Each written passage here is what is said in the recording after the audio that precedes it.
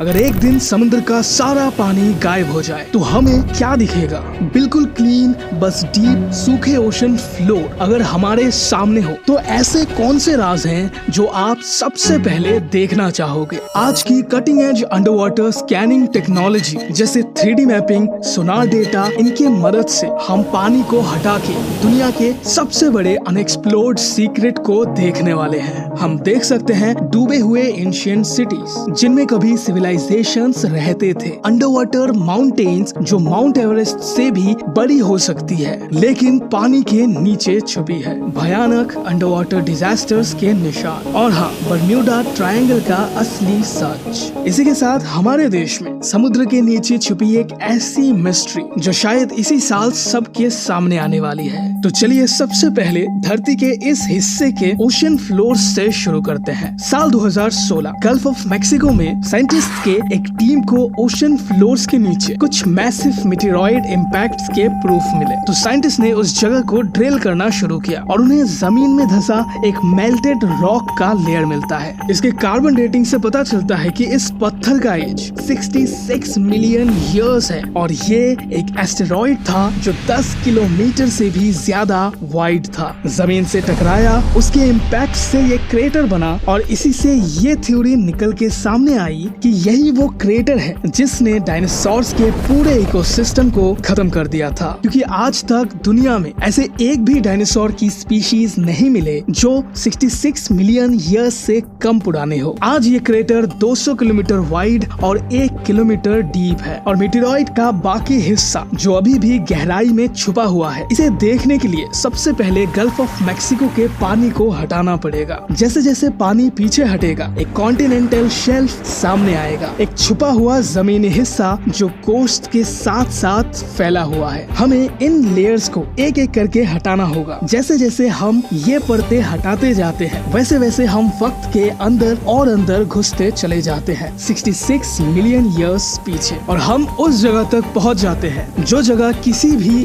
जिंदा जीव ने 66 मिलियन ईयर्स से नहीं देखी। इस मेटेरॉइड को स्टडी करने के बाद साइंटिस्ट ने इसके डायमेंशंस, स्पीड और इम्पैक्ट एंगल का पता लगाया। जब ये चिक्सुलैब धरती के इस हिस्से में टकराया था तब उसकी रफ्तार 40,000 किलोमीटर पर आवर से भी तेज थी। इम्पैक्ट के फौरन बाद हजारों टन पत्थर इस क्रेटर से उड़ के एटमॉस्फेयर में छिटक गए थे और यहीं से शुरू होती है डिस्ट्रक्शन की एक ऐसी खेल जिसने एक पूरे इकोसिस्टम को तबाह कर दिया था। हजारों लाखों टन पत्थर जो अब एटमॉस्फेयर में उड़ गए थे वो कुछ टाइम बाद नीचे आना शुरू होती है। एटमॉस्फेयर में घर्षण के वजह से अब इन पत्थरों के टुकड़े किसी आग के गोले में तब्दील हो जाते हैं और देखते ही देखते जहाँ पर भी ये गिरते हैं अपने सामने आए हर एक चीज को ये जलाने लग जाते हैं। इस इम्पैक्ट के 1000 किलोमीटर की रेडियस में जो भी जीव मौजूद थे वो पहले ही भाप बन चुके थे। बाकी बचे जीव इन जलते हुए चट्टानों के नीचे दफन हो जाते हैं और इसी के फौरन बाद आज तक की सबसे बड़ी समुद्री सुनामी लाखों गैलन पानी को समंदर से बाहर उछाल देती है, जिससे ऐसे जाइगेंटिक सुनामीज आने लगते हैं जो अपने साथ सब कुछ बहा के ले जाते हैं। हवा, पानी, जमीन, हर जगह सिर्फ तबाही के मंजर होते हैं। लगभग 11 से 12 मैग्नीट्यूड के भूकंप के साथ तकरीबन 1 किलोमीटर ऊंची सुनामी की लहर अब पूरे कॉन्टिनेंट को अपने चपेटे में लेने लग जाती है। जो जानवर समुद्र से कई सैकड़ों मील दूर थे उन्हें सुनामी अपने ओर आने की आवाज तो सुनाई दे रही होगी लेकिन दिखाई कुछ भी नहीं दे रहा होगा, क्योंकि इम्पैक्ट के बाद जमीन में मौजूद सल्फर इवेपोरेट होके एटमॉस्फेयर में घुल जाती है, जिसके बाद सल्फर एरोसॉल एटमॉस्फेयर में एक मोटी जहरीली चादर बना के पूरे आसमान को अपने अंदर ढक लेती है, जिसके बाद सूरज की रोशनी अब इसे पार करके जमीन तक नहीं पहुंच पा रही थी, जिससे प्लांट्स का फोटोसिंथेसिस रुक जाता है। धीरे धीरे प्लांट्स मरने लगे, इसी के साथ मरने लगे उन्हें खाने वाले छोटे जीव,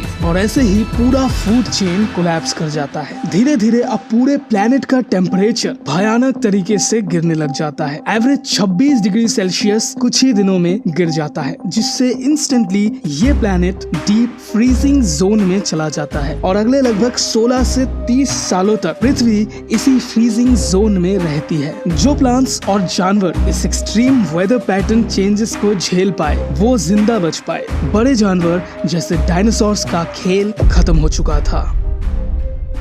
लेकिन गल्फ ऑफ मेक्सिको को छोड़ के अब हम जाने वाले हैं पेरू के कोस्ट की तरफ। यहाँ बसा हुआ है बर्म्यूडा ट्रायंगल, जो न जाने कितने ही सालों से हजारों शिप्स, प्लेन्स, बोट्स और कई सैकड़ों दूसरे वेसल्स समुद्र के सिर्फ इसी हिस्से में आके गायब हो जाते हैं। तो आइए अब इसका पानी हटाते हैं और देखते हैं ऐसा आखिर क्या है बर्म्यूडा ट्रायंगल के नीचे जिससे ऐसे कैटास्ट्रोफिकल इवेंट्स यहाँ होते हैं। लेकिन इस बार हम मिस्ट्री की सरफेस नहीं बल्कि उसके नीचे जाएंगे, समुद्र के अंदर के उन जियोलॉजिकल फॉर्मेशंस को समझने के लिए जो शायद इस जगह के राज की असली वजह है। जब साइंटिस्ट ने एडवांस सोनार मैपिंग्स और अंडर वाटर ड्रोन टेक का यूज करके बर्म्यूडा के नीचे के ओशन फ्लोर्स को स्कैन किया तो उनके सामने एक ऐसा लैंडस्केप आया जैसा किसी भी और पार्ट ऑफ द ओशन में नहीं मिलता। एक छोटे से रीजन में under water mountains, trenches, plateaus और नैरो स्ट्रेट लैंड्स बने हुए थे। ये इतना ज्यादा जियोलॉजिकली डाइवर्स है कि साइंटिस्ट्स भी हैरान रह गए। पानी के नीचे बर्म्यूडा के टाइनी आइलैंड्स एक्चुअली एक massive under water volcanic mountain के सिर्फ टिप्स है। ये माउंटेन अराउंड 4 किलोमीटर हाई है और अटलांटिक के बीचों बीच तक फैला हुआ है। पर सवाल ये उठता है कि ये पहाड़ वहाँ आए कहाँ से? लाखों साल पहले जब अटलांटिक ओशन अपने फॉर्मेशन स्टेज में था, समुद्र के अंदर एक मेगा वोल्केनो एक्टिव होता है। ये वोल्केनो कंटिन्यूअसली लावा उगलता रहा फॉर मिलियंस ऑफ इयर्स। लावा के लेयर्स इतने ज्यादा जमा हो गए थे कि एक नया आइलैंड समुद्र के सरफेस पे उभर आता है, अ जाइगेंटिक वोल्केनिक आइलैंड। पर टाइम के साथ वोल्केनो इनएक्टिव हो जाता है। विंड, रेन और इरोशन ने उस आइलैंड को धीरे धीरे अपना शेप दिया। Sharp island peaks flat plateau में बदल गए। फिर आइस एज आता है जब ग्लेशियर्स मेल्ट होने लगते हैं। सी लेवल्स ड्रामेटिकली राइज करते हैं, इतने ज्यादा कि पूरा प्लेट्यू समुद्र के नीचे चला जाता है। सिर्फ एक छोटा सा हिस्सा पानी के ऊपर बचा रहता है और वही आज के बर्म्यूडा आइलैंड्स हैं। लेकिन नीचे एक एंशिएंट वोल्केनो का पूरा स्लोप अभी भी एग्जिस्ट करता है। न्यूट्रिएंट से भरा हुआ वही डेवलप हुआ एक huge coral reef system, colourful, alive और डेंजरस। इन कोरल रीफ्स ने हजारों शिप्स को खत्म कर दिया। रीफ के छुपाए स्ट्रक्चर्स समुद्र के अंदर एक डेडली मेज बनाते हैं। पर ये सिर्फ बर्म्यूडा तक ही लिमिटेड नहीं है। दुनिया के कई रीफ सराउंडेड आइलैंड्स जहां हाई ट्रैफिक और अनइवन ओशन फ्लोर्स मिलता है, वहां भी कई सारे शिप्स ऐसे ही डूबते हैं। बर्म्यूडा ट्रायंगल का ये एरिया भी उसके टोटल रीजन का सिर्फ एक छोटा पार्ट है। लेकिन अब बात करते हैं बर्म्यूडा ट्रायंगल के सबसे गहरे राज की, पोर्टो रिको ट्रेंच। अगर हम इस रीजन का सारा पानी वर्चुअली हटा दें तो सामने आएगी एक 8 किलोमीटर डीप ट्रेंच, अटलांटिक की सबसे गहरी जगह। यहाँ ऐसे वर्टिकल क्लिप्स हैं जो किलोमीटर्स तक सीधे नीचे जाते हैं। एक ऐसी जगह जहाँ आज तक इंसानी कदम मुश्किल से ही पहुँचे हैं। ये ट्रेंच बना है टेक्टोनिक एक्टिविटी की वजह से। जब नॉर्थ अमेरिकन प्लेट ने कैरेबियन प्लेट के नीचे सबडक्ट करना शुरू किया तब एक क्रैक बना जो धीरे धीरे एक मॉन्स्टर ट्रेंच में बदल गया। इतनी डेप्थ और कॉम्प्लेक्स जियोग्राफी की वजह से अगर कोई भी शिप या प्लेन यहाँ खो जाए तो उसका मिलना ऑलमोस्ट इम्पॉसिबल हो जाता है। और ये सिर्फ थ्योरी नहीं है। MH370 जैसे एयरक्राफ्ट जिसको सर्च करने में दुनिया भर के सैटेलाइट्स और सोनार सिस्टम्स भी फेल हो गए, उसका रैकेज मिलना कितना मुश्किल है ये सब जानते हैं। तो सोचो बर्म्यूडा ट्रायंगल के अंदर पोर्टो रिको ट्रेंच जैसे जोन में अगर कुछ खो जाए तो क्या उसका मिलना पॉसिबल भी है। अब यहाँ से थोड़ी दूर और आगे बढ़ते हैं। जरा सोचिए, आज हम सब इंटरनेट के बिना एक भी पल नहीं बिता सकते। हर 1 मिनट में दुनिया के लोग लगभग 25 लाख जीबी डेटा कंज्यूम करते हैं। पर क्या आप जानते हैं ये डेटा का फ्लो कहाँ से आता है? आपको लगता होगा सैटेलाइट से, पर असली कहानी कहीं और है। समुद्र के नीचे under water world wide web. जब हम ओशंस का पानी यहाँ से भी खींच लेते हैं, एक ऐसी चीज सामने आती है जिसे देखकर आपको अपनी आंखों पे यकीन नहीं होगा। मिलियंस ऑफ किलोमीटर्स लंबी केबल्स का एक ग्लोबल नेटवर्क, यही है दुनिया का असली वर्ल्ड वाइड वेब यानी WWW। ये फाइबर ऑप्टिकल केबल्स लाइट की स्पीड से डेटा भेजते हैं और दुनिया के 98% से भी ज्यादा डेटा इन्हीं केबल्स के जरिए ट्रांसफर होता है। और ये केबल्स कहाँ से गुजरती है? दुनिया के सबसे कॉम्प्लेक्स और डेंजरस रूट्स के थ्रू, जैसे ताइवान और फिलीपींस के बीच चाइनीज सीज का डीप सी फ्लोर। ये केबल इतने इंपॉर्टेंट हैं, इसे ऐसे समझिए, ये दुनिया के बैंक्स, गवर्नमेंट्स, स्टॉक एक्सचेंजेस और सोशल मीडिया प्लेटफॉर्म्स की डिजिटल लाइफलाइंस हैं। लेकिन ये लाइफलाइंस खतरों से भरी हैं। कई बार सी प्रेडेटर्स इन्हें काट देते हैं, कभी व्हेल्स इनमें उलझ जाते हैं। रिसेंटली ऐसा ही एक शॉकिंग इंसिडेंट हुआ था नॉर्वे के पास, जहां एक हम्पबैक व्हेल एक इंटरनेट केबल में फंस गया था। रेस्क्यू टीम को केबल काटनी पड़ी थी सिर्फ व्हेल को बचाने के लिए। इसी वजह से कुछ जगह इंजीनियर्स ने केबल्स को 3 मीटर गहरे ट्रेंचेस में दफन किया है। हाई प्रेशर वाटर जेट से बनाए गए ट्रेंचेस के अंदर जायंट मशीन्स जो प्लोस की तरह दिखते हैं ओशन फ्लोर्स पे क्रॉल करते हैं, quietly maintaining the internet you and I scroll through every day. लेकिन इन सब के बावजूद साल 2006 में जब एक 7.1 मैग्नीट्यूड अर्थक्वेक आया तो लुजोन स्ट्रेट के कैनियन को हिला के रख दिया। ये वही स्ट्रेट है जहां से 19 मेजर इंटरनेट केबल्स गुजरते हैं जो एशिया को अमेरिका से कनेक्ट करते हैं। अर्थक्वेक के बाद एक मैसिव अंडरवाटर लैंडस्लाइड आता है जिसने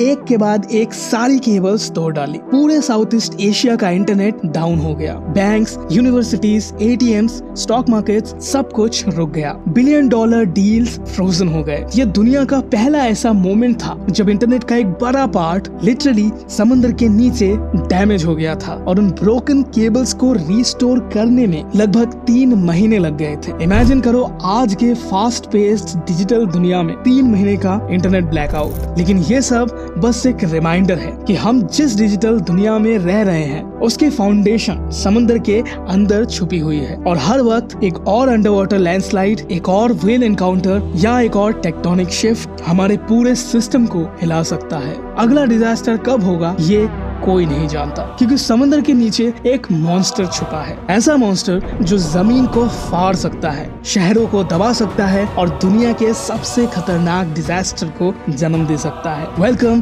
to the ring of fire. Earth का सबसे डेंजरस जोन पैसिफिक ओशन के नीचे है एक इनविजिबल बेल्ट जिसे द रिंग ऑफ फायर कहा जाता है। यहाँ होते हैं दुनिया के 90% से भी ज्यादा अर्थक्वेक्स और उनके डेडली आफ्टरशॉक सुनामीज। अर्थ का मोल्टेन कोर, उसके ऊपर मेंटल और क्रस्ट। ये क्रस्ट टुकड़ों में बनती है टेक्टोनिक प्लेट्स। जब ये प्लेट्स एक दूसरे से टकराते हैं अर्थ हिलता है। जब एक प्लेट दूसरे के नीचे चली जाती है उसे कहते हैं सबडक्शन और सबडक्शन जोन से बनाते हैं अर्थ के सबसे intense earthquakes. Ring of fire के अर्थक्वेक्स सिर्फ जमीन तक सीमित नहीं होते, ये समंदर के फ्लोर को भी तोड़ देते हैं और जब ऐसा होता है वाटर एक जायंट वेव के फॉर्म में राइज करता है और इसे ही सुनामी कहा जाता है। ये सुनामी सब कुछ अपने साथ ले जाता है और कभी कभी पूरे के पूरे शहर को भी। अब आते हैं हमारे देश में। 1983 में इंडियन आर्कियोलॉजिस्ट ने गुजरात के कोस्ट पे एक अंडर वाटर सर्वे स्टार्ट किया। नेशनल इंस्टीट्यूट ऑफ ओशिनोग्राफी ने सोनार मैपिंग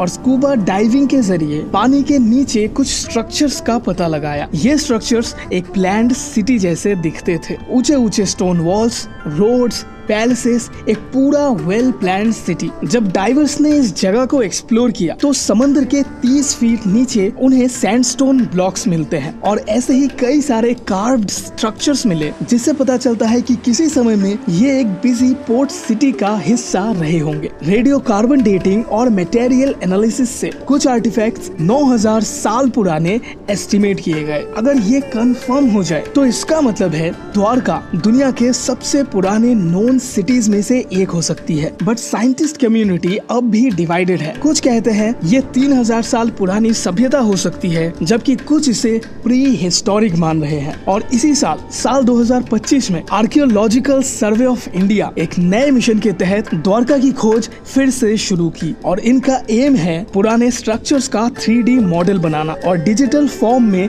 एक लॉस्ट सिटी को रिवाइव करना। पिछले कई सालों से वेस्टर्न वर्ल्ड अटलांटिस की खोज खोज में लगा है, लेकिन शायद हमारे सामने भारत की अपनी एक अटलांटिस है जो माइथोलॉजी से नहीं आर्कियोलॉजी से जिंदा हो रही है। द्वारका सिर्फ एक धार्मिक जगह नहीं है, ये एक सिंबल है भारत की प्राचीन मैरीटाइम जीनियस का और समंदर के गहराइयों में छुपी हजारों साल पुरानी एक ऐसी सिटी का जो हमारे सिविलाइजेशन की हिस्ट्री को पूरी दुनिया के सामने ला सकती है। अब तक हमने देखा ओशंस के नीचे मौजूद कुछ अनोखे राज जो बरसों से छिपी हुई थी, लेकिन अब हम देखेंगे यहाँ रहने वाले कुछ जानवर। साइंटिस्ट हर 1.5 से 2 दिन में लगभग एक ऐसी नई स्पीशीज का पता लगाती है इन ओशन से जिन्हें उससे पहले किसी ने भी नहीं देखा। मरीन बायोलॉजिस्ट के अकॉर्डिंग लगभग 2 मिलियन से भी ज्यादा मरीन स्पीशीज हमारे ओशंस में रहते हैं, लेकिन अब तक सिर्फ 2,40,000 स्पीशीज को ही ढूंढा जा चुका है। यानी अभी भी समंदर के नीचे 17.5 लाख ऐसे क्रीचर्स मौजूद होंगे जिनके बारे में हमें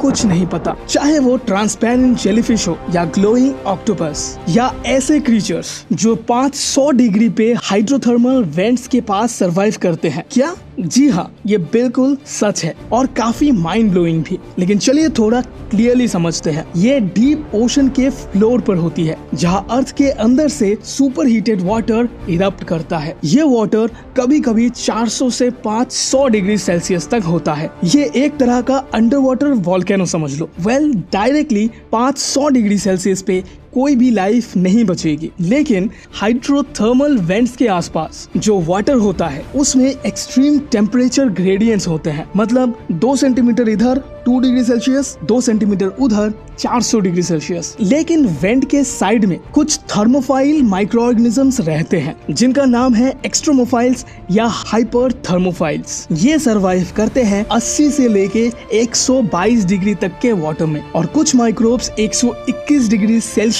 पे भी जिंदा रहते हैं। जहाँ नॉर्मल लाइफ को सनलाइट चाहिए होती है, इनको चाहिए होता है सल्फर एंड मीथेन। ये फोटोसिंथेसिस के जगह कीमोसिंथेसिस का यूज करते हैं और इस प्रोसेस में केमिकल एनर्जी से फूड बनता है। और यहाँ कई सारे अलग अलग स्पीशीज के एनिमल्स पाए जाते हैं, giant tube worms, blind shrimps, ghost octopus and limpets. और इन्हीं को देख के साइंटिस्ट को ये आइडिया आया कि अगर हमारे ओशन के कुछ सबसे एक्सट्रीम कंडीशन में भी लाइफ सरवाइव कर पाती है तो जरूर स्पेस में मौजूद बाकी प्लैनेट्स में जहाँ साइंटिस्ट को डीप फ्रीजिंग वाटर होने के प्रूफ्स मिले हैं, लाइफ वहाँ भी सरवाइव कर सकती है। Thank you so much for watching this video.